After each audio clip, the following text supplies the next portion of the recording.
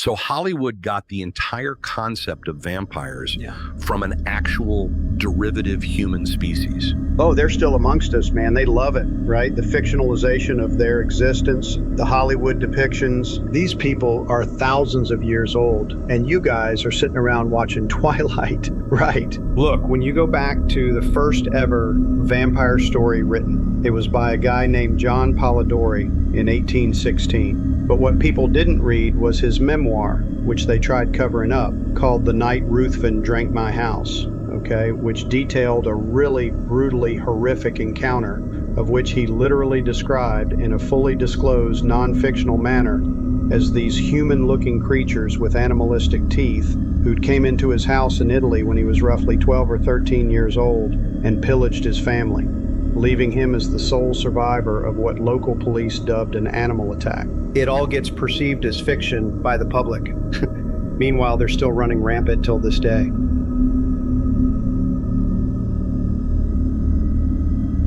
NASA yesterday released everything they had so far on 3i Atlas, mate, and I can tell you now, it was absolutely atrocious. And the only good thing to come out of this was this. And check the state of these photos, bro.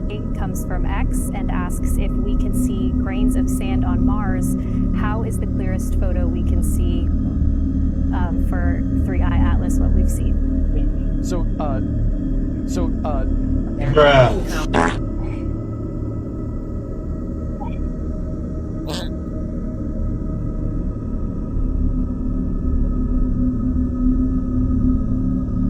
This was taken with someone's home telescope, bruv. Right? And NASA gave us a fried egg with PS1 graphics. What is going on, bruv? NASA, come on!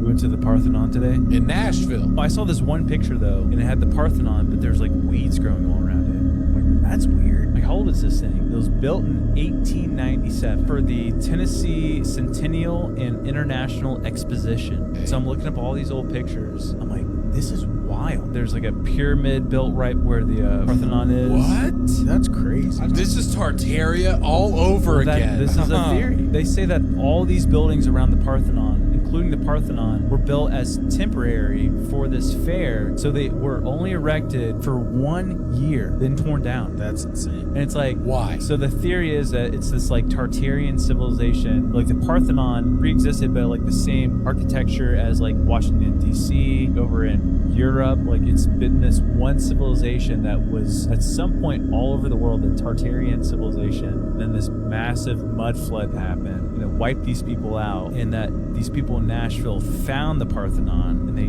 dug it up. And they're like, this is crazy. We need to make this into something. That's pretty wild. Just weird though. That like the big like Capitol building looking thing and all that. That's I know, isn't strange that weird? I don't understand why Said you that would was tear it down. a temporary building for 1 year that thing was built. But why not like repurpose it for anything? You could anything you want to. Anything. Make it a trampoline park, dude. Yeah. Whatever. Sky Zone.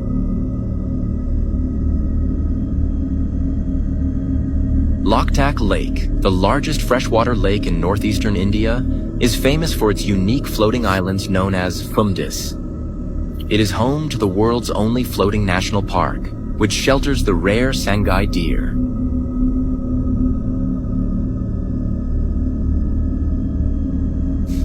They just found what? Under the ice? Honestly, man, they're finding all this crazy stuff every day now. First it's on the moon, now it's under the ice. Well, let's go. This geezer right here is Hugh Griffins, and he is a marine biologist. This guy, along with some other scientists, was sent out to Antarctica. The idea was to drill into the ice and get some samples of the sediment. But, well, it went very, very, very differently.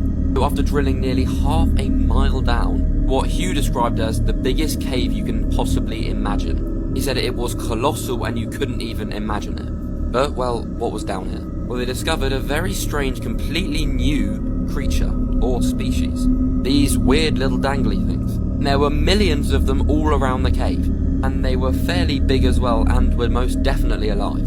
Still unknown to exactly what these things are. They took a sample and this is what it looks like. Thought in the coming days they're going to do some more tests on this to find out exactly what it is, so make sure you hit that follow button so I keep you updated on this and more crazy stories.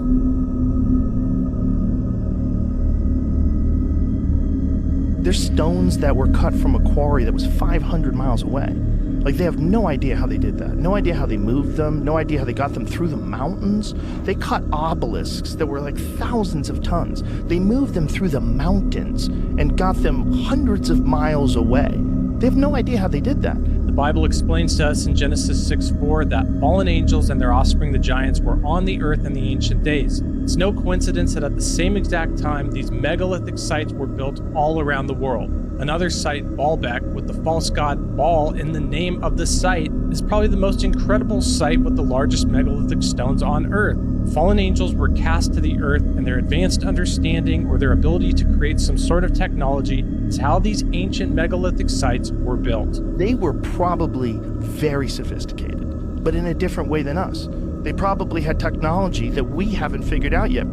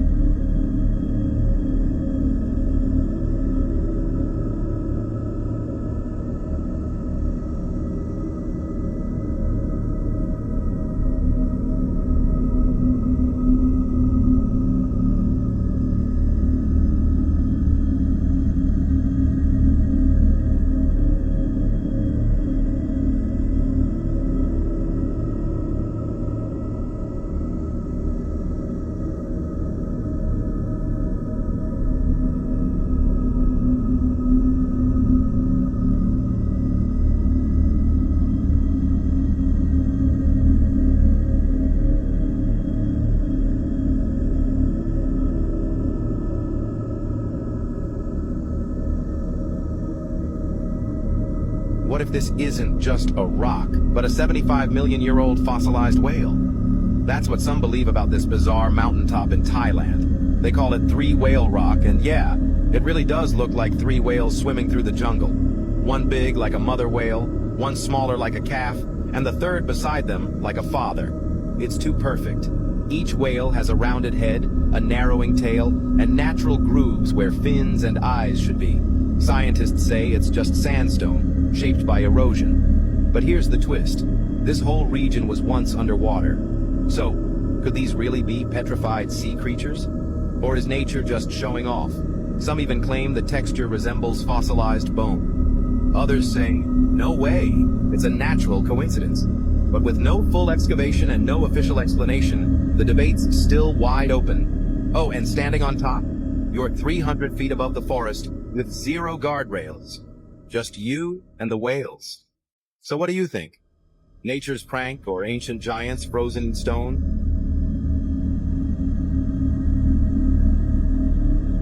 Nimrod, a mighty hunter before the Lord, the great-grandson of Noah, king of Babylon and Nineveh, and a mysterious lineage linked to the Nephilim and the Anunnaki.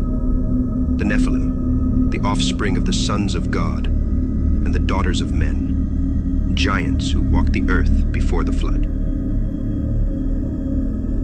Genesis 6:4 says, "The Nephilim were on the earth in those days, and also afterward, when the sons of God came into the daughters of man, and they bore children to them. These were the mighty men of old, men of renown." We're told the Nephilim were mighty warriors and men of renown. The next mighty man appears in Genesis 10:8-9.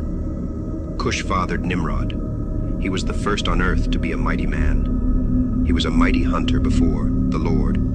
Therefore, it is said, like Nimrod, a mighty hunter before the Lord. The beginning of his kingdom was Babel, Erech, Akkad, and Calneh in Shinar. From there he went to Assyria and built Nineveh. Nimrod emerges as a prime candidate for an Anunnaki Nephilim hybrid lineage. His reputation as a mighty hunter and a powerful king could be seen as evidence of his superhuman abilities, traits that might be inherited from his divine ancestry. His ambition to build the Tower of Babel, an edifice reaching the heavens, reflects the ancient desire to contention.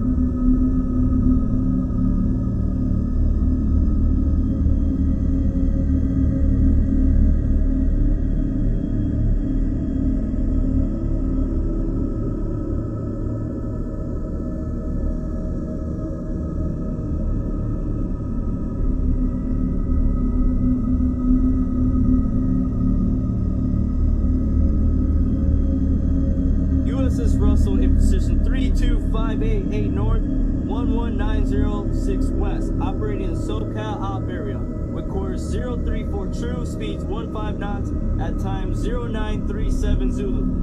We have visual of one possible UAS with course 034 true, contacts operating at a range of 4,000 yards. Flashing red, green, and white solid light seen.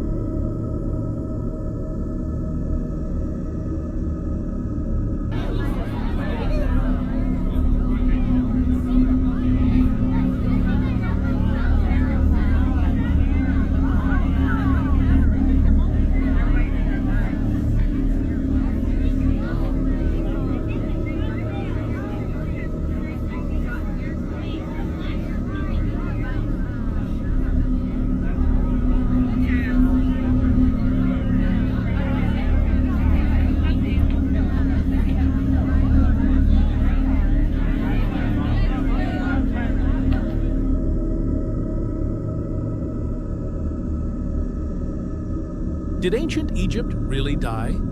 Dr. Monica Hanna responded to a claim by Hermann Parzinger, the former head of the Berlin Foundation that controls the museum keeping the bust of Nefertiti. He said modern Egyptians have no connection to ancient Egypt, a classic colonial argument to justify keeping our heritage abroad. But Egyptian heritage never disappeared. It simply transformed and continues in our daily culture. Ancient sacred symbols survived by taking new forms. Isis, the protective mother goddess, lived on through the Virgin Mary, and later through Sayyida Zainab. People still visit churches and shrines with the same intentions ancient Egyptians had: protection, healing, fertility, and support. Even the image of Horus defeating evil survives almost identically in St. George, slaying the dragon.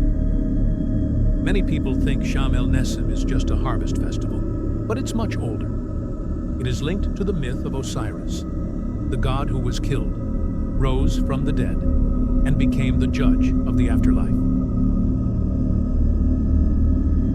Sham el-Nessim originally celebrated rebirth and fertility, and over time became a festival for all Egyptians. The annual procession with huge wooden boats continues the ancient Opet festival, where Amun traveled between Luxor and Karnak. Dr. Hanna emphasizes that this continuity matters. modern pressures like globalization threaten these traditions. And if living heritage disappears, it becomes easier to claim that Egyptian identity was cut off. Protecting monuments must go hand in hand with protecting the living culture. The songs, festivals, rituals, and stories that connect us to our ancestors. This video is based on an article by Dr. Monica Hanna. Huge thanks to her for showing that Egyptian heritage is still alive. Like and follow for more ancient Egypt marvels.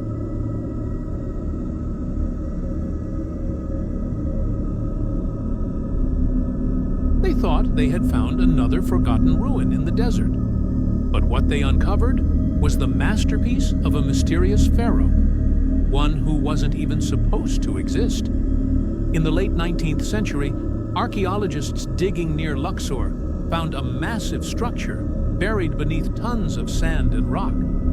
When they cleared the debris, a breathtaking temple emerged, built directly into the cliffs of Deir el-Bahari. It stood nearly 30 meters high, stretched over 270 meters wide, and rose in 3 great terraces connected by long ramps lined with sphinxes. At first, scholars believed it belonged to Thutmose III, one of Egypt's greatest warrior kings. But soon, they found shattered statues buried in the rubble. And on the stone fragments was a royal name that changed everything. Ma'at-Kare Hatshepsut. The temple wasn't built for a man at all. It was the legacy of Egypt's most powerful woman. And that's what we'll uncover in part 2.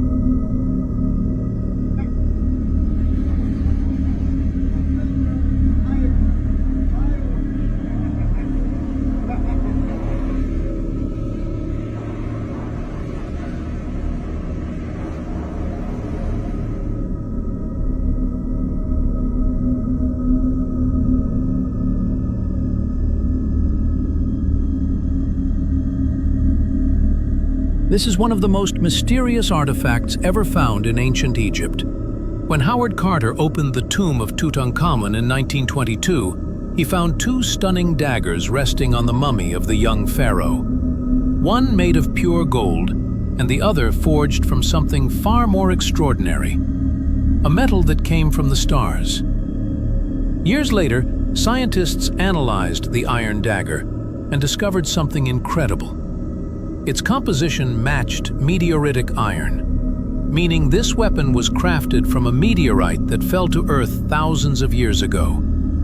At a time when the world hadn't even entered the Iron Age, the Egyptians were already shaping metal from space. But where did this meteorite come from? Studies showed its chemical structure matched a meteorite found near the Egyptian desert, proving the ancient Egyptians collected and valued this rare material.